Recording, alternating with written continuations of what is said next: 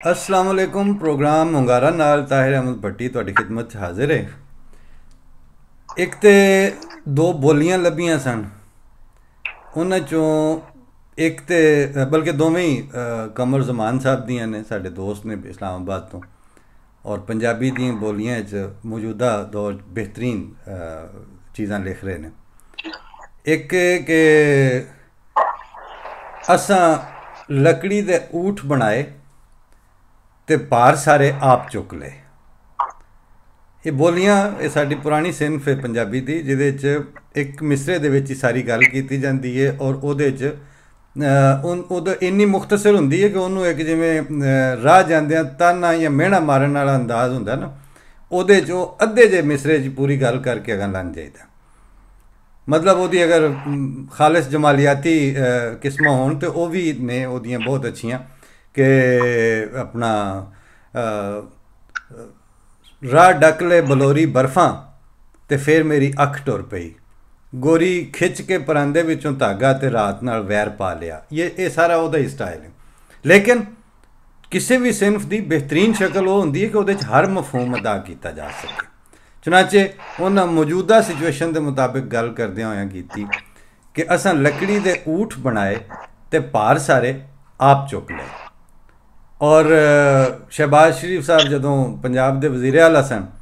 ਤੇ ਉਦੋਂ ਮੈਟਰੋ ਬੜੀ ਕਰਦੇ ਸਨ ਉਸ ਜ਼ਮਾਨੇ 'ਚ, ਤੇ ਉਹਨਾਂ ਨੇ ਉਹ ਜਿਹੜੀ ਬੂਸਟਿੰਗ ਤੇ ਲਾਫੋ ਗਜ਼ਾਫ ਤੇ ਵੱਡੇ ਵੱਡੇ ਦਾਅਵੇ ਹੁੰਦੇ ਨੇ ਪੈਰਿਸ ਬਣਾਉਣ ਦੇ ਤੇ ਮੈਟਰੋ ਚਲਾਉਣ ਦੇ, ਉਹਦੇ 'ਚ ਉਹਨਾਂ ਨੇ ਆਖਿਆ ਪੰਧ ਮੁੱਕਦਾ ਨਜ਼ਰ ਨਹੀਂ ਆਉਂਦਾ ਵੇ ਮੈਟਰੋ ਚਲਾਉਣ ਵਾਲਿਆ, ਯਾਨੀ ਸਫ਼ਰ ਤੋਂ ਬਹਰਹਾਲ ਮੁੱਕਦਾ ਨਜ਼ਰ ਨਹੀਂ ਆ ਰਿਹਾ ਵੇ ਮੈਟਰੋ ਚਲਾਉਣ ਵਾਲਿਆ। ਹੁਣ ਤਾਜ਼ਾ ਤਰੀਨ ਅਗਰ ਵੇਖੋ ਤਾਂ ਪਿਛਲੇ ਹਫ਼ਤੇ ਸਾਡੇ ਵਜ਼ੀਰ ਆਜ਼ਮ ਸਾਹਿਬ ਗਏ ਨੇ ਸਾਊਦੀਆ, ਅਤੇ ਉੱਥੇ ਜਿਹੜੀ ਤਕਰੀਰ ਕੀਤੀ ਨੇ ਉਹ ਸੁਣ ਕੇ ਤਾਂ ਪਹਿਲਾਂ ਹਾਸਾ ਆਇਆ, ਫਿਰ ਰੋਣਾ ਤਾਂ ਅੰਦਰ ਅੰਦਰ ਹੁੰਦੇ ਨੇ ਨਾ, ਕਿ ਦੁੱਖ ਹੁੰਦਾ, ਲੇਕਿਨ ਹਾਸਾ ਆਇਆ ਕਿ ਇਹ ਕਿਸ ਸਤह ਤੇ ਉਤਰ ਆਏ ਨੇ कि वो ओपनिंग ही पे करते हैं। आप ये समझते होंगे कि मैं यहाँ मांगने आया हूँ मैं, लेकिन देखें असल बात ये है कि ਉਹ ਸਾਡੇ ਉੱਥੇ ਜਿਹੜੇ ਪੁਰਾਣੀਆਂ ਬੱਸਾਂ ਚੱਲਦੀਆਂ ਹੁੰਦੀਆਂ ਸਨ ਨਾ, ਪੁਰਾਣੇ ਲਾਹੌਰ ਸਰਗੋਦਾ ਰੋਡ 'ਤੇ, ਅਤੇ ਸੁੱਖੇ ਕੀ ਇੱਕ ਸਟਾਪ ਹੁੰਦਾ ਸੀ, ਅਤੇ ਉੱਥੇ ਭੱਜ ਕੇ ਪਹਿਲਾਂ ਇੱਕ ਨੇ ਵੜਨਾ,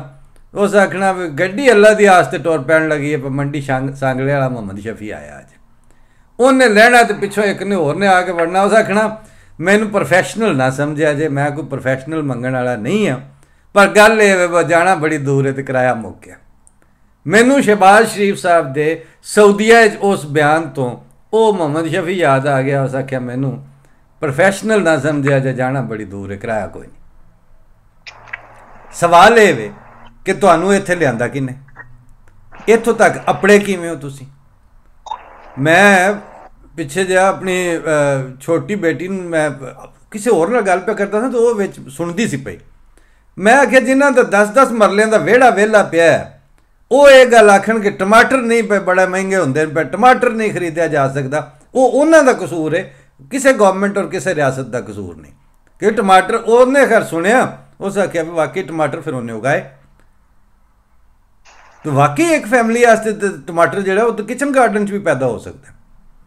ਹੁਣ ਕਣਕ ਪੇ ਕਰਦੇ ਨੇ ਫੂਡ ਦੇ ਉੱਤੇ, ਯਾਨੀ ਇਸ ਵਕਤ ਜਿਹੜੇ ਅਦਾਦੋ ਸ਼ੁਮਾਰ ਪੇਸ਼ ਕਰਨ ਵਾਲੇ ਨਾ, ਉਹ ਇਹ ਦੱਸਦੇ ਨੇ ਕਿ ਯੂਕਰੇਨ ਤੋਂ ਬਾਅਦ, ਕਿਉਂਕਿ ਸਭ ਤੋਂ ਜ਼ਿਆਦਾ ਜਿੰਨੀ ਗੰਦਮ ਪ੍ਰੋਡਿਊਸ ਉਹ ਕਰ ਰਿਹਾ ਸੀ ਉਹਦਾ, ਔਰ ਰਸ਼ੀਆ ਦੇ ਨਾਲ ਤਨਾਜ਼ਿਆਂ ਦੀ ਵਜ੍ਹਾ ਤੋਂ, ਹੁਣ ਕਣਕ ਦਾ ਇੱਕ ਮੇਜਰ ਚੰਕ ਜਿਹੜਾ ਸੀ ਉਹ ਤਾਂ ਉੱਧਰੋਂ ਪਿਆ ਹੁੰਦਾ ਸੀ, ਔਰ ਸਾਡਿਆਂ ਨੇ ਸਾਨੂੰ ਪਾ ਹੀ ਉਸ ਫੀਡਰ 'ਤੇ ਚੜਿਆ ਸੀ। ਕਿ ਮਤਲਬ ਮੈਂ ਨਵਾਜ਼ ਸ਼ਰੀਫ ਸਾਹਿਬ ਦਾ ਸਟੇਟਮੈਂਟ ਸੁਣਿਆ ਲੰਡਨ ਐਵਨ ਫੀਲਡਸ ਤੋਂ, ਉਹ ਆਖਣ ਇਹ ਤਾਂ ਆਪਕੇ ਮਿਸਮੈਨੇਜਮੈਂਟ ਹੈ ਸਾਰੀ, ਜਬ ਹਮਾਰਾ ਦੌਰ ਥਾ ਅਸੀਂ ਤਾਂ ਕਣਕ ਪਹਿਲਾਂ ਇੰਪੋਰਟ ਕਰਕੇ ਰੱਖੀ ਹੁੰਦੀ ਸੀ ਪਹਿਲਾਂ। ਮੈਂ ਕਿਹਾ ਯਾਰ ਇਹਨਾਂ ਨੂੰ ਸ਼ਰਮ ਨਹੀਂ ਪਈ ਹੁੰਦੀ ਕਿ ਕਣਕ ਇੰਪੋਰਟ ਕਰਨ ਦੇ ਉੱਤੇ ਫਖਰ ਕਰ ਰਹੇ ਨੇ। ਉਹ ਮੇਰੀ ਇੱਕ ਕਲਾਸ ਫੈਲੋ ਸੀ ਨਮਲ यूनिवर्सिटी 'ਚ, ਉਹਨੇ बड़ी गल्लां करके ने तो आख्या भट्टी साहब असल में ना हम अंग्रेज़ी स्कूलों में पढ़े हैं तो हमारी उर्दू अच्छी नहीं है। मैं क्या आपकी बात ठीक है, लेकिन तू जहालत के उत्ते फखर क्यों कर रही है फिर, जे तेन उर्दू नहीं आती जी तेरी अपनी जुबान है, पंजाबी भी तेन नहीं आती, अंग्रेज़ी च तू गल करनी है तो इस जहालत के उत्ते फिर फखर तो ना कर कम अज़ कम। वो एवन फील्ड तो बयान जारी कर रहे हैं सबका वज़ीर आज़म कि मौजूदा वज़ीर आज़म इस वास्ते नलैक है कि इन्हें इंपोर्ट नहीं की, मैं तो पहला करके रखी होंगी सी। सवाल ये कि तू क्यों करके रखी होंगी सी। हुण मैं एक माहिर साढ़े दोस्त ने जिन्हां दी नज़र भी गहरी होंदी है और वो इन्हां शैवां दे उत्ते राइट टू इन्फॉर्मेशन के हवाले नाल भी उन्हां दे कोल इन्फॉर्मेशन होंदी भी और इन्फॉर्मेशन तक एक्सैस भी रखते हैं, लेकिन उन्होंने मैं जहमत तो दी है अपने नाल, मगर इस तो पहला कि मैं उन्होंने बाकायदा प्रोग्राम दे विच शामिल करा और साडी अलैक सलैक शुरू होवे, मैं ये गुजारिश करनी चाह रहा कि साढ़े कोल 22 करोड़ का फिगर तुसां सुनिया बंदियां दा, उन्हां जो दुध पींदे ते निक्की उम्र के बच्चे कढ़ के ते पिछे 17-18 करोड़ बंदा बनता है जिन्हें कणक खानी है, सारियां नूं पता है। ते एक बंदा स्टडी और रिसर्च के मुताबिक 3 मन 124 किलो गंदम खा जाता है, मतलब साल दे विच। ते वो 3 मन जी है, मतलब ये कि 18 करोड़ भी बंदा होवे ते ओनू 3 मन चाहिए 54 करोड़ 54 करोड़ गंदम चाहिए होंगी मन। हुण ओदी तफसील दे विच लम्मा चौड़ा नहीं, सिर्फ पंजाब दे विच 40 लाख किला जमीन है जी काबिल काश्त है, लेकिन वो ज़ेरे इस्तेमाल नहीं है। 40 लाख किला ते एक किले दी नलैक जिहा जिमीदार भी होवे जिहदे कोल कुछ भी ना हुंदा होवे, जिन्होंने काम करने दा तरीका ही ना हुंदा होवे, वो एक किला भी जिहड़ा है वो 30 तो 40 मन की एवरेज देंदा है, बगैर लम्मी चौड़ी उसकी संभाल कीतियां, बगैर लम्मी चौड़ी खादां तो। सिद्ध मुसीधा अगर वो काम भी करना तो भी 30 तो 40 मन गंदम उन्होंने माणियां असीं आंदे 10 मणां दी हुंदी है, मगर इस पासे उस जिमींदार नूं फैसिलिटेट कौन करना है, ਉਹਦਾ ਰਾਹ सौखा किन्ने करना है, ये सारिया तफसील अज के प्रोग्राम में असीं डिस्कस करने। मैं दावत दी है अपने दोस्त सीनियर ने, तजियाकार भी ने और इन्फॉर्मेशन कमिश्नर भी रहे ने पहला पंजाब दे, और इस वक्त तो centre for piece and development initiatives के एग्जीक्यूटिव डायरैक्टर ने मुख्तार अहमद अली साहब। अगे भी एक प्रोग्राम साढ़े पंजाबी तशरीफ ले आए सन, वक्तन फवक्तन असीं इन्हां नूं ज़हमत देने। मुख्तार साहब अस्सलाम वालेकुम। वालेकुम सलाम भट्टी साहब। जनाब तुसां थोड़ा जिहा अंदाज़ा तो ला ही लिया होना कि साडी प्रोग्राम की नोयत जिहड़ी है वो बेसिकली अगर वेख्या जाए तो फूड सस्टेनेबिलिटी और पाकिस्तान दा एग्रीकल्चरल तशखुस और एग्रीकल्चर तशखुस और शनाख्त दे हुंदियां होया मुसलसल गंदम इंपोर्ट करने वाला मुल्क होना, यह बुनियादी थीम साडे अज के प्रोग्राम की। तो मेरी गुजारिश ये वे कि नज़र तुहाडी भी है बलोचिस्तान 4 सूबे कश्मीर तक हर पासे जाते भी हो, तुसां उत्ते प्रोजेक्ट्स भी किए ने, अंदाजे भी तुहानूं है ने, आप भी तुहाडा जिमींदारा बैकग्राउंड है, मतलब देहात का ही बैकग्राउंड है तुहाडा, और इन्हां चीज़ों का पता भी है। तो जनाब ये दसो कि क्या कोई ऐसी सूरत भी है कि पब्लिक पार्टिसिपेशन के नतीजे च असीं किसी हद तक फूड सस्टेनेबिलिटी हासिल कर सकीए? जी भट्टी साहब, बहुत बड़ा तुहाडा अहम मौजू है जिहड़ा तुसीं चुनिया है सर, और इहदे उत्ते बहुत गुफ्तगू की जरूरत है सर। देखो पाकिस्तान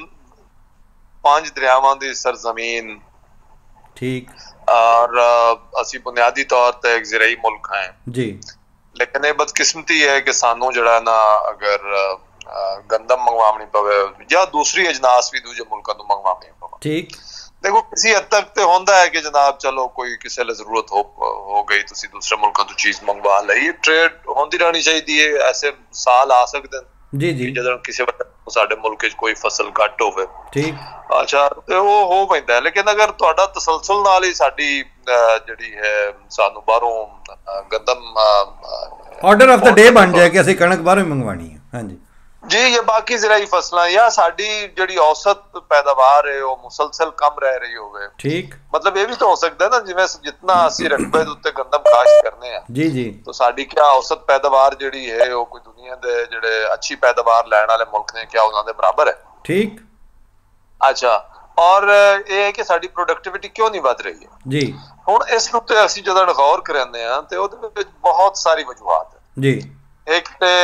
अगरचे साडे फार्मिंग दे विच कुछ ऑटोमेशन हुई है, कुछ ट्रैक्टर दा इस्तेमाल, हार्वेस्टर्स दा इस्तेमाल, खादां दा इस्तेमाल वधिया ठीक, और कुछ औसतां भी वधियां, लेकिन उतनी नहीं वधियां जितनी वधनी चाहिए सन। ठीक,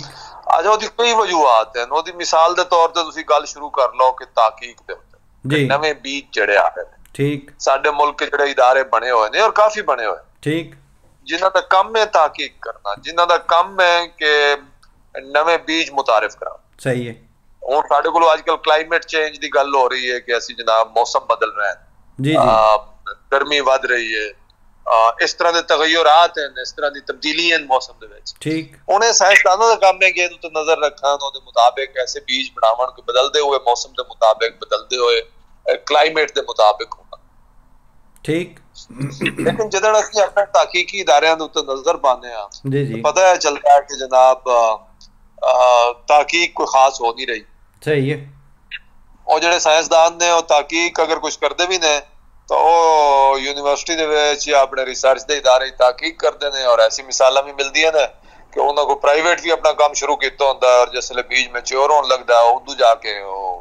रिलीज कर देंदे ने बगैर उसदी सब पूरी स्क्रूटनी और ओदे बावजूद, जिस दी वजह तो बाज़ वो एक प्री मैच्योरली को बीज आ जाता है मार्केट जेड़ा ब्लैक होना शुरू हो पैंदा। मतलब सिर्फ अगर तुसी बीज दे मसले नूं वेख लो तो तुहानूं शदीद मसाइल नजर आते हैं, जिहदे विच इंटीग्रिटी दे भी मसाइल हैं, जिस दे विच अनफेयर प्रॉफिटियरिंग दे भी मसाइल हैं, और जिहदे नतीजे दे विच किसान नूं पूरी मालूमात दे भी नुकसान हैं। तो उन्होंने एक चीज ऐसी ये समझ के बेच दी थी पैंदी है कि जनाब है तो कोई बड़ा बेहतरीन बीज। एक तीजी गल भी है, अगर इजाजत दो तो मैनू ऐड करन दी मुख्तार साहब उस पासे, यानी एक पब्लिक दे विच एक अंडरस्टैंडिंग, यानी तुसी हो ना, तुसी अपने उत्थे पिंड बैठे दसो तो मैं आखा जी मैं मुख्तार साहब की करते हो जी, मैं उत्थे जी इस्लामाबाद एक इदारा मैं उहदा चेयरमैन हाँ। अच्छा जी, बल्ले बल्ले। जे तुसी आखो ना मैं 10 किलियां दी वाही करना तो थानू उन्हें नोटिस ही कोई नहीं लेना भी ये भी कोई काम करता है। जेड़ी एक साडे पब्लिक दे विच ज़रात दे नाल प्राइड लैण वाली कैफियत है, वो भी ना पै दे, मनदे हो इस गल नूं कि नहीं? ये गल दुरुस्त है, मतलब ये भी गल है, ये भी गल ठीक है कि इस वेले तुसी जेड़े लोग ज़रात कर रहे हैं जी, ਉਹ ਖਾਨਦਾਨ ਦੇ ਵਿੱਚ ਜਿਹੜਾ ਕੋਈ ਪੜ੍ਹ ਲਿਖ ਵੈਂਦਾ ਹੈ ਉਹ ਜਨਾਬ ਸ਼ਹਿਰ ਚਲਾ ਗਿਆ, ਕੋਈ ਉਸ ਨੌਕਰੀ ਕਰ ਲਈ, ਠੀਕ, ਔਰ ਜਿਹਨੂੰ ਖਾਨਦਾਨ ਦੇ ਲੋਕ ਇਹ ਸਮਝਦੇ ਨੇ ਕਿ ਕੋਈ ਹੋਰ ਕੰਮ ਨਹੀਂ ਕਰ ਸਕਦਾ ਉਹਨੂੰ ਆਂਦੇ ਨੇ ਵਾਈ ਕਰ ਲੈ। ਹਾਂਜੀ, अच्छा एक ये मसला भी है, ठीक। अच्छा दूसरा, लेकिन मसाइल बहुत सारे सर यही जैसे आने ऐसी छोटे छोटे अगर आइडेंटिफाई करते जाइए, दूसरे नंबर ते जेड़ा बंदा अपना मतलब है कि एक यानी 10 20 50 बंदे ने वो मिल के वो मसलन एक उन्होंने कोल आदादो शुमार ही कोई नहीं कि मसलन मेरा ज़िला अगर शेखुपुर है, शेखुपुरे ज़िले नूं एग्जैक्ट किन्ने अफराद ने और किन्नी कणक चाहिए, अगर वो प्रोड्यूस हो जाती है तो क्या ज़िली लैवल ते उन्होंने कोल ये इंतज़ाम है कि वो प्रोड्यूस हुई कणक जिहड़ी है वो परोटियां च ना जम जाए, ਉਹ ਉਹਨੂੰ ਟਾਈਮਲੀ ਕਿਸੇ ਪਾਸੇ ਸੇਵ ਕਰਨ, ਯਾਨੀ ਜਿਸ ਤਰ੍ਹਾਂ ਪਾਸਕੋ ਦੇ ਗੋਦਾਮ ਹੁੰਦੇ ਸਨ, ਪ੍ਰਾਈਵੇਟ ਸੈਕਟਰ ਦੇ ਵਿੱਚ ਲੋਕਾਂ ਦੇ ਕੋਲ ਉਹਨੂੰ ਗੋਦਾਮ ਵਿੱਚ ਰੱਖਣ ਦੀ ਫੈਸਿਲਿਟੀ ਕਿਸ ਹੱਦ ਤੱਕ ਕੋਈ ਨਹੀਂ, ਮੇਰੇ ਇਲਮ 'ਚ ਨਹੀਂ ਹੈ, ਸ਼ਾਇਦ ਤੁਹਾਡੇ ਇਲਮ 'ਚ ਹੋਵੇ। नहीं वो दुरुस्त है, देखो ना पास्को ने अपना गोदाम बनाए हुए हैं, फूड डिपार्टमेंट वगैरह दे है ने, ठीक। अच्छा मोड़ फ्लोर मिल अपने बनाए हुए हैं, और फ्लोर मिल काफी सारी गंदम खरीदनी है, ठीक। कई दफा ये होता है कि जनाब हुकूमत जिसले गंदम की फसल तैयार होती है तो हुकूमत के आखदी है कि जनाब असी पहले असी खरीदनी है और कोई ना खरीदे, ठीक है, तो साडा टारगेट पूरा हो गया है तो मुड़ बाकी खरीदन, सही है। अच्छा और उस तो बाद मुड़ प्राइवेट सेक्टर खरीदता है, ठीक। अच्छा वो फ्लोर मिलां भी खरीदनी हैं, उस तो बाद मुड़ फ्लोर मिलां तो बाद इस तो इलावा बाकी लोग खरीदते हैं, जेडे बाकी लोग खरीदते हैं उन्होंने कोल प्रॉपर वो चूंकि प्राइवेट लोग खरीदार हैं, ठीक, वो तो सानू काफी उम्मीद है कि जनाब जिसले वो खरीदते हैं तो जाया नहीं होने देंदे, वो तो मुनाफे ले खरीदी है। हाँ जी, हाँ जी, हाँ जी, बिल्कुल। उन्हां दा मसला ये है, हां वो स्टोर उन्हां दी सरदर्दी है, और साडा गालिब इम्कान ये है कि वो खराब नहीं होने देंदे। अच्छा लेकिन ਉਹਦੇ ਵਿੱਚ ਮਸਲਾ ਇਹ ਹੈ ਕਿ ਜਿਹੜੇ ਪ੍ਰਾਈਵੇਟ ਲੋਕ ਖਰੀਦਦੇ ਹਨ ਉਹ ਕਾਫੀ ਸਾਰੀ ਗੰਦਮ ਜਿਹੜੀ ਹੈ ਉਹ या ते बाहर स्मगल होंदी है अगर बाहर रेट बेहतर होवे ठीक अच्छा ते या मोड़ो स्टोर करके रख लेंदे ने जिसले शार्टेज होसी उसले ਅਸੀਂ भी मसनूई किल्लत पैदा करके ते मोड़ होंदा मुल पवावां दे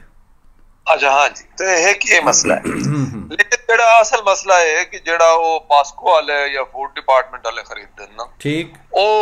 ਉਹ ਉਸ ਨੂੰ ਕਿਵੇਂ ਮੈਨੇਜ ਕਰਦੇ ਨੇ ਉਹਨਾਂ ਦੇ ਸਟੋਰ ਰੂਮ ਵੀ ਬਣੇ ਹੋਏ ਹਨ ਲੇਕਿਨ ਉੱਥੇ ਕਾਫੀ ਚੋਰੀ ਚਕਾਰੀ ਵੀ ਹੈ ਉੱਥੇ ਗੰਦਮ ਖਰਾਬ ਵੀ ਹੁੰਦੀ ਹੈ ਉੱਥੇ ਉਹ ਗੱਟਾ ਮੱਟੀ ਵੀ ਸ਼ਾਮਿਲ ਕਰ ਦਿੰਦੇ ਨੇ ਤੇ ਹੋਰ ਚੀਜ਼ਾਂ ਤਾਂ ਕਿ ਜਨਾਬ ਵੇਚਣ ਵਾਲੇ ਉਸ ਤਰ੍ਹਾਂ ਦੀ ਦੋ ਨੰਬਰੀ ਕਰਨ ਉਹ ਜਿਵੇਂ ਹੈ ਸਾਡੇ ਸਰਕਾਰੀ ਨਿਜ਼ਾਮ ਵਿੱਚ ਕਰਪਸ਼ਨ ਕਾਫੀ ਹੈ ਠੀਕ ਹੈ ਈਵਨ ਬਾਰਦਾਨੇ ਦੇ ਉੱਤੇ ਲਿੱਤਰ ਪੋਲਾ ਹੁੰਦੇ ਆ ਕਈ ਵਾਰ ਵੇਖਿਆ ਅਸਾਂ ਟੈਲੀਵਿਜ਼ਨਾਂ ਤੇ ਵੇਖਿਆ ਮਤਲਬ ਉਹ ਬੋਰੀਆਂ ਜਿਨ੍ਹਾਂ ਦੇ ਵਿੱਚ ਬੈਗਸ ਜਿਨ੍ਹਾਂ ਦੇ ਵਿੱਚ ਖਰੀਦਣੀ ਹੈ ਉਹ ਹੀ ਨਹੀਂ ਅਵੇਲੇਬਲ ਹੋਣੇ ਉਹ ਪੈਸੇ ਲੈ ਲੈ ਕੇ ਬੋਰੀਆਂ ਦੇ ਦਿੰਦੇ ਨੇ बस वो मिसमैनेजमेंट जिहड़ी है उस स्टेज ते होंदी है कि एक पासे हुकूमत आखदी है कि जनाब कोई पहले असी खरीदनी है मुड़ो समझ ले जनाब उन्हां दे कोलों वो बारदाना नहीं होंदा जिहड़ी मतलब वो बोरियां शोरियां जिस ते गंदम खरीदनी होंदी है उस तरह दे लिहाजा एक पासे तो ये मसाइल हैं कि जिहड़ी गंदम पैदा हो गई है असी ओनू स्टोर ओनू खरीदना किवें ताकि जिहड़ी एक अच्छी कीमत उत्ते असी किसान तो खरीद लवीए सही है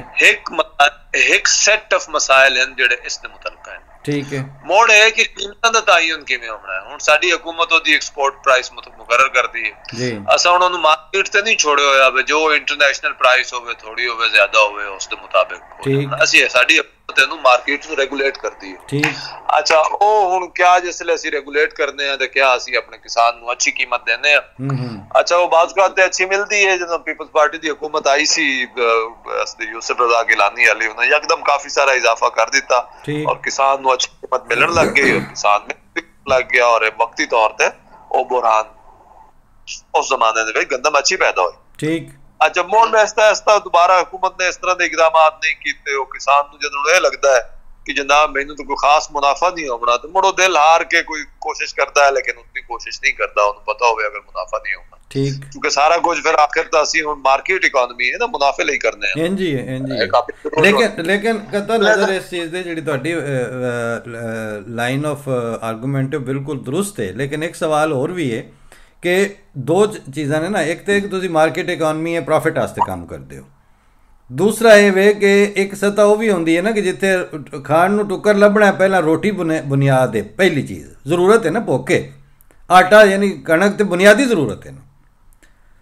तो जेड़े उस जगह के वासियों के बंदे ने उन्हां दे उत्ते यानी ये रिसर्च वर्क होना कि साडे इन्ने बंदे ने सानू इन्नी कणक चाहिए है क्या ये नैशनल पॉलिसी नहीं बन सकती कि यानी पाकिस्तान का पूरा एक फ्लो इस पासे होवे कि अगले साल असी इन्नी गंदम प्रोड्यूस करनी ही करनी है देखो हुकूमती पॉलिसी तो हो सकती है और हुकूमत तो टारगेट भी सेट करती है लेकिन जो एक आम किसान है वो किवें सोचेंदा है हाँ जी एक आम किसान ये सोचेंदा है कि अगर कीमत की होसी और उन्होंने अगर बर वक्त उसको पता लग जाए बाज़ औक़ात उन्होंने बर वक्त पता भी नहीं लगता ठीक है अच्छा लेकिन अगर उन्होंने लगे कि जनाब कोई गंदम की कीमत अच्छी नहीं है और मेरा खर्चा बहुत होना है और खास मुनाफा नहीं होगा तो क्या करेगा वो अपनी जरूरत भी पैदा करेगा बाकी कमाद बीज देगा या कुछ और कर देगा बिल्कुल कमाद बीज लेगा या कोई और फसल रुख करेगा अगर उनको कोई मौका इस तरह का रहेगा ठीक तो मतलब सारे इस तरह के रुझान लिहाजा असल मसला तो हुकूमत का है ना कि हुकूमत किस तरह सिर्फ हुकूमत का नहीं मुख्तार साहब मेरा अंदाज़ा ये वे कि जिवें अज मैं तुसीं गल पे करने ना साडे आडियंस जिहड़ी है वो चलो असां उन्हां तो पुछिया बगैर ही गल शुरू कर दी है लेकिन असी कम अज़ कम फूड सिक्योरिटी और फूड सस्टेनेबिलिटी के उत्ते गल करन बह गए हैं छोटे जे दायरे से जिन्ने भी साडी है क्या मीडिया एज अ होल किसी जगह ते तुसां वेख्या कि वो कणक की प्रोडक्शन और एक फसल नूं मैं बार बार मैं गंदम का नाम तां लै रहा कि वो रोटी जिहड़ी तुसीं खा के सौना राती मतलब बाकी चीज़ां के उत्ते बहस हो सकती है कि वो काहदे नाल खानी है लेकिन मतलब बेसिकली खानी तो रोटी है तो अगर पब्लिक दे विच ये शऊर जिहड़ा है वो पैदा किया जाए कि जनाब यह रोटी जिहड़ी है इहनूं पूरी करने वास्ते साडा इन्ना ज़रे मुबादला जिहड़ा वो सिर्फ इंपोर्ट ते पे जांदा है ते ये बहरहाल असीं घर पैदा करनी है ਭੱਟੀ ਸਾਹਿਬ ਗੱਲ ਇਹ ਹੈ ਕਿ ਜਿਹੜੀ ਅਵਾਮੀ ਆਗਾਹੀ ਹੈ ਉਹ ਤਾਂ ਬਹੁਤ ਜ਼ਰੂਰੀ ਹੈ ਨਾ, ਉਹਦੇ ਵਾਸਤੇ ਮੀਡੀਆ ਵੀ ਕਿਰਦਾਰ ਅਦਾ ਕਰ ਸਕਦਾ ਹੈ, ਸਾਡੇ ਜਿਹੇ ਬੰਦੇ ਵੀ ਇਹ ਕਿਰਦਾਰ ਅਦਾ ਕਰ ਸਕਦੇ ਨੇ। ਉਹਦੇ ਵਿੱਚ ਤਾਂ ਸਵਾਲ ਇਹ ਵੀ ਹੈ ਕਿ ਕਿਆ ਜ਼ਰੂਰੀ ਹੈ ਗੰਦਮ ਖਾਣੀ? ਦਰੁਸਤ ਹੈ ਕਿ ਕਣਕ ਜ਼ਰੂਰ ਖਾਣੀ ਹੈ, ਆਲੂ ਖਾ ਲਓ। ਇਹ ਜਰਮਨ ਦੇ ਨੇ ਜ਼ਿਆਦਾਤਰ ਇਹ ਆਲੂ ਤੇ ਡਿਪੈਂਡ ਕਰਦੇ ਨੇ, ਮਤਲਬ ਇਹ ਹਾਂ ਆਲੂ ਖਾਂਦੇ ਨੇ, ਮਤਲਬ ਸਬਜ਼ੀਆਂ ਖਾਓ, ਸਬਜ਼ੀਆਂ ਉਗਾਓ। ਗੱਲ ਵੀ ਕੀਤੀ ਹੈ ਵੀ ਤੁਸੀਂ ਸਬਜ਼ੀਆਂ ਉਗਾਓ, ਸਬਜ਼ੀ ਦਾ ਜਨਾਬ ਤੁਸੀਂ ਉਸਦੀ ਕੋਈ ਚੀਜ਼ ਬਣਾ ਲਓ, ਉਸਨੂੰ ਅੱਛੀ ਤਰ੍ਹਾਂ ਮੁਖਤਲਿਫ ਕਿਸਮ ਦੀ ਸਬਜ਼ੀਆਂ ਤੁਸੀਂ ਉਹ ਖਾਓ, ਉਹ ਜ਼ਿਆਦਾ ਸਿਹਤਮੰਦ ਹੈ। ਈਵਨ ਲਾਈਫ ਸਟਾਕ ਦੇ ਉੱਤੇ ਡਿਪੈਂਡ ਕਰਨਾ ਸ਼ੁਰੂ ਕਰ ਦਿਓ, ਮਤਲਬ ਕਿ ਇੱਧਰ ਗੋਸ਼ਤ ਨੂੰ ਜਾਂ ਬੜੀਆਂ ਬਹੁਤ ਸਾਰੀਆਂ ਚੀਜ਼ਾਂ, ਅੰਡੇ ਔਰ ਮੱਛਲੀ ਔਰ ਗੋਸ਼ਤ ਜਿਹੜਾ ਉਹ ਤਕਰੀਬਨ ਇੰਨਾ ਕੁ ਪਲੇਟ 'ਚ ਖਾਧਾ ਜਾਂਦਾ ਜਿੰਨੀ ਉੱਥੇ ਅਸੀਂ ਰੋਟੀ ਖਾਂਦੇ ਹਾਂ। ਨਹੀਂ ਮਤਲਬ ਉਹ ਦੇਖੋ ਨਾ, ਸਾਡੇ ਜਿਹੜੇ ਸਿਹਤ ਦੇ ਮਸਾਇਲ ਨੇ, ਅਗਰ ਅਸੀਂ ਉਹ ਸਾਰੀ ਚੀਜ਼ਾਂ ਨੂੰ ਸੋਚੀਏ ਤਾਂ ਉਹਦੇ ਵਿੱਚ ਮਤਲਬ ਗੰਦਮ ਹੈ, ਮਕਈ ਹੈ, ਜੌ ਹੈ, ਬਾਕੀ ਚੀਜ਼ਾਂ ਹਨ।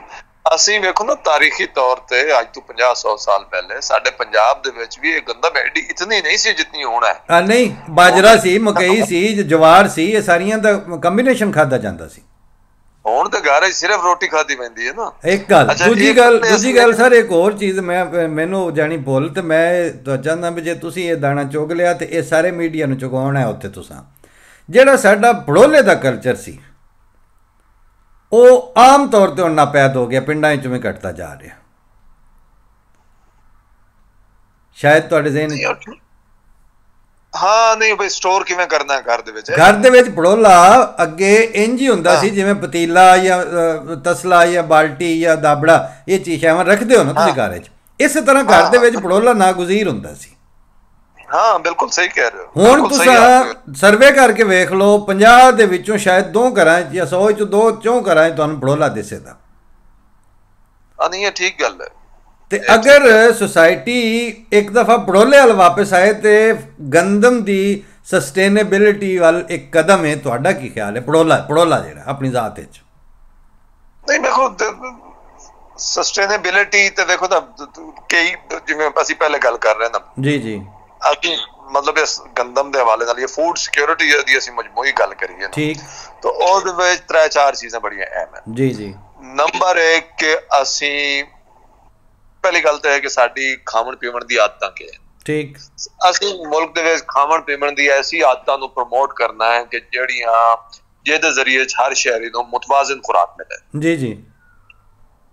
ਅੱਛਾ, ਉਸ ਹਵਾਲੇ ਨਾਲ ਅਗਰ ਕਿਸੇ ਇੱਕ ਖੁਰਾਕ ਦੇ ਉੱਤੇ ਲੋਕਾਂ ਦਾ ਇਨਸਾਰ ਜ਼ਿਆਦਾ ਹੈ ਨਾ, ਉਹਦਾ ਮਤਲਬ ਮੁਤਵਾਜ਼ਨ ਖੁਰਾਕ ਨਹੀਂ ਮਿਲ ਰਹੀ। ਠੀਕ ਹੈ। ਉਹਦੀ ਇੱਕ ਵਜ੍ਹਾ ਇਹ ਵੀ ਹੈ ਕਿ ਤੁਹਾਨੂੰ ਪਤਾ ਹੋ ਸੀ, ਇਹ ਤੁਹਾਨੂੰ ਬਿਲਕੁਲ ਯਾਦ ਹੋ ਸੀ ਕਿ ਇੱਕ ਜ਼ਮਾਨਾ ਆਈ ਕਿ ਅਸਾਂ ਅਗਰ ਕਿਸੇ ਕੋਲੋਂ 10 ਏਕੜ ਜ਼ਮੀਨ ਹੈ ਨਾ ਤਾਂ ਉਹ 5 ਏਕੜ ਖਾਲੀ ਛੋੜ ਦਿੰਦਾ ਹੀ ਇੱਕ ਸੀਜ਼ਨ ਵਿੱਚ, ਤੇ 5 ਏਕੜ ਦੀ ਕਾਸ਼ਤ ਕਰਦਾ ਹੀ ਅਗਲੇ ਸੀਜ਼ਨ ਵਿੱਚ, ਉਸ ਜੋ ਬਦਲਦੇ ਰਹਿੰਦਾ ਹੈ। ਜੀ ਤੇ ਹੁਣ ਇਹ ਹੈ ਕਿ ਇੰਟੈਂਸਿਵ ਫਾਰਮਿੰਗ ਹੋ ਰਹੀ ਹੈ। ਜੀ, ਕੋਈ ਕਿਸੇ ਖੇਤ ਨੂੰ ਖਾਲੀ ਨਹੀਂ ਛੋੜਦਾ, ਇੱਕ ਫਸਲ, ਦੂਜੀ ਫਸਲ, ਤੀਜੀ ਫਸਲ, ਖਾਦਾਂ ਦਾ ਇਸਤੇਮਾਲ, ਸਬਜ਼ੀਆਂ, ਪੈਸਟੀਸਾਈਡਸ ਦਾ ਇਸਤੇਮਾਲ। ਹੁਣ ਉਸ ਦੇ ਨਤੀਜੇ ਵਿੱਚ ਇੱਕ ਤਰਫ ਇਹ ਹੋ ਰਿਹਾ ਹੈ ਕਿ ਜਿਹੜੀ ਇੰਟੈਂਸਿਵ ਫਾਰਮਿੰਗ ਦੀ ਵਜ੍ਹਾ ਤੋਂ ਨਾ ਕੋਈ ਫਸਲ ਵੀ ਹੈ ਨਾ ਉਹਦੇ ਵਿੱਚ ਗਿਜ਼ਾਈਅਤ ਦੀ ਕਮੀ ਹੈ। ਠੀਕ ਹੈ, ਕਿਉਂਕਿ ਜ਼ਮੀਨ ਬਾਰ-ਬਾਰ ਜ਼ਮੀਨ ਵਿੱਚ ਉਹੀ ਮਿਨਰਲਸ ਹੁੰਦੇ ਨੇ, ਤੁਸੀਂ ਬਾਰ-ਬਾਰ ਉਸ ਨੂੰ ਕੱਢੀ ਜਾ ਰਹੇ ਹੋ, ਉਹਨੂੰ ਮੌਕਾ ਹੀ ਨਹੀਂ ਦੇ ਰਹੇ ਕਿ ਉਹਦੇ ਵਿੱਚ। ਠੀਕ, ਉੱਤੋਂ ਅਸੀਂ ਖਾਦਾਂ ਤੇ ਦਵਾਈਆਂ ਦਾ ਇਸਤੇਮਾਲ ਕਰ ਰਹੇ। ਹੁਣ ਇਹ ਇੱਕ ਮਸਲਾ ਹੈ। ਠੀਕ,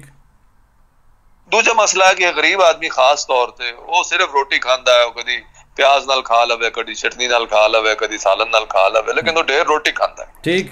ਹੁਣ ਉਹ ਇੱਕ ਚੀਜ਼ ਖਾ ਰਿਹਾ ਔਰ ਇੱਕ ਚੀਜ਼ ਵੀ ਉਹ ਜਿਹਦੇ ਵਿੱਚ ਗਿਜ਼ਾਈਅਤ ਦੀ ਕਮੀ ਹੋ ਗਈ ਹੈ, ਕਿਉਂਕਿ ਜਿਵੇਂ ਪੈਦਾ ਹੋ ਰਹੀ ਹੈ ਉਹਦੇ ਵਿੱਚ ਗਿਜ਼ਾਈਅਤ ਦੀ ਕਮੀ ਹੈ। ਠੀਕ, ਲਿਆ ਉਹਦੀ ਗਿਜ਼ਾਈਅਤ ਦੀ ਜ਼ਰੂਰਤ ਪੂਰੀ ਨਹੀਂ ਹੁੰਦੀ। ਹੁਣ ਇਹ ਦੂਜਾ ਮਸਲਾ।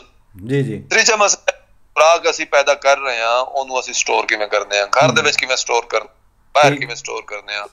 ਕਰਦੀ ਹੈ ਫਲੋਰ ਮਿਲ ਕਿਵੇਂ ਕਰਦੀ ਹੈ। ਇਹ ਤਾਂ ਨਹੀਂ ਹੈ ਕਿ ਫਲੋਰ ਮਿਲ ਵਾਲੇ ਪੀ ਕੇ ਸਾਨੂੰ ਦੇ ਦਿੰਦੇ ਨੇ। ਠੀਕ, ਹਾਂਜੀ, ਉਹ ਜਿਸਲੇ ਪੀਂਦੇ ਵੀ ਹਨ ਤਾਂ ਮੈਦਾ ਬਣਾ ਕੇ ਦਿੰਦੇ ਨੇ, ਉਹਦੇ ਵਿੱਚ ਬਾਕੀ ਚੀਜ਼ਾਂ ਕੱਢ ਲੈਂਦੇ ਨੇ। ਉਹ ਜਿਹੜੇ ਸ਼ਹਿਰਾਂ ਦੇ ਵਿੱਚ ਮੈਦੇ ਵਾਲੀ ਰੋਟੀ ਖਾ ਰਹੇ ਆ ਉਹਦੇ ਨਾਲ ਸਾਡੀ ਸਿਹਤ ਤੇ ਕੀ ਹੋ ਰਿਹਾ ਸਰ? ਹਾਂਜੀ, ਦੇਖੋ ਨਾ, ਇਸ ਵੇਲੇ ਜਿਹੜੇ ਮੈਦੇ ਦੀ ਰੋਟੀ ਅਸੀਂ ਸ਼ਹਿਰਾਂ 'ਚ ਖਾ ਰਹੇ ਹਾਂ ਉਹ ਪੈਦਾ ਕਰਨ ਦੀ ਸ਼ਾਇਦ ਇੱਕ ਵੱਡੀ ਵਜ੍ਹਾ ਹੈ। ਬਿਲਕੁਲ, ਉਹਦੇ ਵਿੱਚ ਛਾਨ ਸੂਜੀ ਸਾਰਾ ਕੁਝ ਕੱਢ ਲੈਂਦੇ ਨੇ, ਜਿਹੜੀ ਪਿੱਛੇ ਚੀਜ਼ ਬਚਦੀ ਹੈ ਨਾ ਉਹ ਜਿਵੇਂ ਚੀਨੀ ਹੋਵੇ ਉਹ ਜਨਾਬ ਜਿਸਮ ਵਿੱਚ ਪੈਂਦੀ ਹੈ ਤਾਂ ਫੌਰਨ ਹਜ਼ਮ ਹੋਵੇ। ਬਿਲਕੁਲ, ਕਿਉਂਕਿ ਉਹਦੇ ਆਪਣੇ ਅਸਰਾਤ ਹਨ ਕਿ ਗਿਜ਼ਾਈਅਤ ਵਾਲੀ ਕਾਫੀ ਸਾਰੀ ਚੀਜ਼ਾਂ ਅਸੀਂ ਉਸ ਨੂੰ ਕੱਢ ਲਈਆਂ। ਠੀਕ, ਅੱਛਾ, ਲਿਹਾਜ਼ਾ ਇੱਕ ਪਾਸੇ ਪੈਦਾਵਾਰ ਕਮ ਹੈ ਕਿਉਂਕਿ ਸਾਡੇ तरीकाकार है वो पुराना है और वो बेहतर नहीं होया, बीज अच्छे ठीक नहीं है वगैरह वगैरह। दूजे पासे गिज़ाई हो रही है, तीजे पासे साडा इनसार कुछ खास खुराकां दे उत्ते अशराफिया या मिडल क्लास उत्थे तो हुण वध गया, तो पोल्ट्री भी खांदे ते अंडे भी खांदे, उन्हां दा मसला नहीं है, लेकिन गरीब आदमी अच्छा मोड़े है कि असी जनाब ओनू स्टोर किवें करने आ, ऐसा जिसले जनाब ज्यादा होंदी है ते असी किवें बाहर एक्सपोर्ट करनी वगैरह, मतलब मल्टीपल लेवल्स उत्ते इस उत्ते सोचण दी गल है और ਇਹਦੇ ਉੱਤੇ ਮੁਆਸ਼ਰੇ ਦੇ ਵਿੱਚ ਡਿਸਕੋਰਸ ਪੈਦਾ ਕਰਨ ਦੀ ਲੋੜ ਹੈ। ਬਹੁਤ ਸਾਰੀ ਚੀਜ਼ਾਂ ਜਿਵੇਂ ਤੁਸੀਂ ਸ਼ੁਰੂ ਵਿੱਚ ਗੱਲ ਕੀਤੀ ਅਸਾਂ ਕਿਚਨ ਗਾਰਡਨਿੰਗ ਕਰ ਸਕਦੇ ਹਾਂ ਜੀ ਹਾਂ। ਗਰੀਬ ਆਦਮੀ ਵੀ ਉਹਦਾ ਛੋਟਾ ਜਿਹਾ ਵੀ ਘਰ ਹੈ, ਅਗਰ ਅਸੀਂ ਉਹਨੂੰ ਤਰੀਕੇ ਸਮਝਾਏ ਜਾਣ, ਉਹ ਆਪਣੀ ਛੱਤ ਦੇ ਉੱਤੇ ਆਪਣੇ ਗਾਰਡਨ ਦੇ ਵਿੱਚ ਆਪਣੀ ਖਿੜਕੀ ਦੇ ਅੰਦਰ ਉਹ ਕਈ ਚੀਜ਼ਾਂ ਐਸੀ ਪੈਦਾ ਕਰ ਸਕਦਾ ਹੈ, ਟਮਾਟਰ ਵਗੈਰਾ ਵਗੈਰਾ ਕਿ ਜੇਕਰ ਕੀਮਤਾਂ ਮਾਰਕੀਟ ਵਿੱਚ ਬਹੁਤ ਜ਼ਿਆਦਾ ਹੋ ਜਾਵੇਂ ਤਾਂ ਉਹਨੂੰ ਕੁਝ ਨਾ ਕੁਝ ਗੁਜ਼ਾਰਾ ਉਹਦਾ ਕਰ ਅੱਜ ਦੀ ਯਾਨੀ ਅਗਰ ਅਸੀਂ ਆ ਜਿਹੜੀ ਆਖਰੀ ਗੱਲ ਤੁਸੀਂ ਕੀਤੀ ਇਹਨੂੰ ਜੈਸੇ ਅੱਜ ਦੇ ਪ੍ਰੋਗਰਾਮ ਦੀ ਪਹਿਲੀ ਤੇ ਆਖਰੀ ਰੱਖ ਲਈਏ ਤੇ ਅੱਗੇ ਕੁਝ ਇਹਦੇ ਤਸਲਸਲ ਚਲਾਵਾਂਗੇ ਇਨਸ਼ਾਅੱਲਾ ਤੁਹਾਡੇ ਟਾਈਮ ਦੇ ਹਿਸਾਬ ਨਾਲ, ਕਿਉਂਕਿ ਉਹ ਟਾਈਮ ਦਾ ਵੀ ਕੰਸਟ੍ਰੇਂਟ ਹੁੰਦਾ ਹੈ ਕਿ ਅਗਰ ਪਹਿਲੇ ਨੰਬਰ ਦੇ ਉੱਤੇ ਜ਼ਰਾਤ ਔਰ ਐਗਰੀਕਲਚਰ ਦੇ ਨਾਲ ਪ੍ਰਾਈਡ ਲੈਣਾ ਤੇ ਉਹਨੂੰ ਓਨ ਕਰਨਾ, ਰਾਦਰ ਮੈਂ ਕਹਾਂਗਾ ਕਿ ਉਹਨੂੰ ਗਲੈਮਰਾਈਜ਼ ਕਰਨਾ ਸੋਸਾਇਟੀ ਦੇ ਵਿੱਚ, ਅਗਰ ਇਹ ਹੋ ਜਾਏ ਤੇ ਫਿਰ ਸਾਡੇ ਕੋਲ ਰਿਸੋਰਸਿਸ ਦੀ ਵੀ ਕੋਈ ਕਮੀ ਨਹੀਂ, ਜਗ੍ਹਾ ਦੀ ਵੀ ਕੋਈ ਕਮੀ ਨਹੀਂ,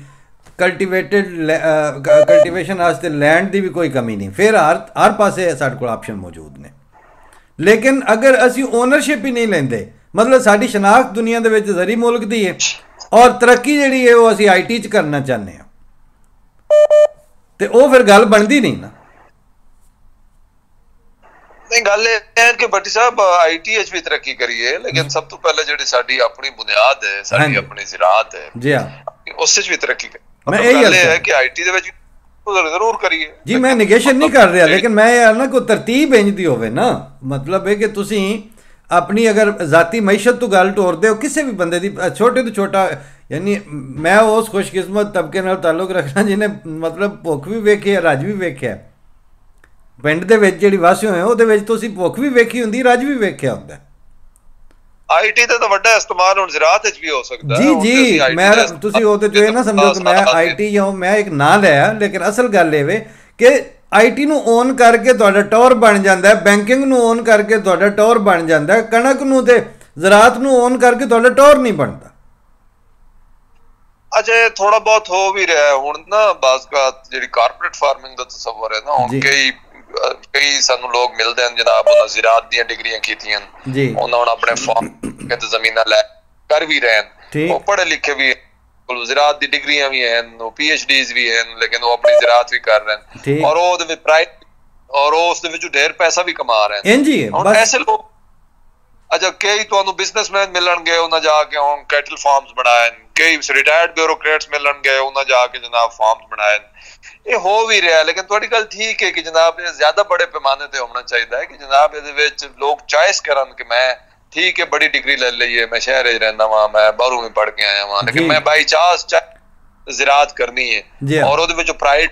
ਅਬੇ ਥੋੜਾ ਥੋੜਾ ਹੋ ਰਿਹਾ ਹੈ, ਲੇਕਿਨ ਇਹ ਵੱਡੇ ਪੈਮਾਨੇ ਤੇ ਹੋਣ ਦੀ ਲੋੜ ਹੈ। ਬਸ ਇਹ ਹੀ ਹੈ ਕਿ ਤੁਸੀਂ ਅੱਜ ਦੇ ਪ੍ਰੋਗਰਾਮ ਦੇ ਵਿੱਚ ਅਸੀਂ ਹੁਣ ਇੱਕ ਬੁਨਿਆਦੀ ਪਹਿਲਾ ਪੱਥਰ ਸੁੱਟ ਦਿੱਤਾ ਤੇ ਅੱਗੋਂ ਹੁਣ ਬਾਕੀ ਮੁਖਤਲਿਫ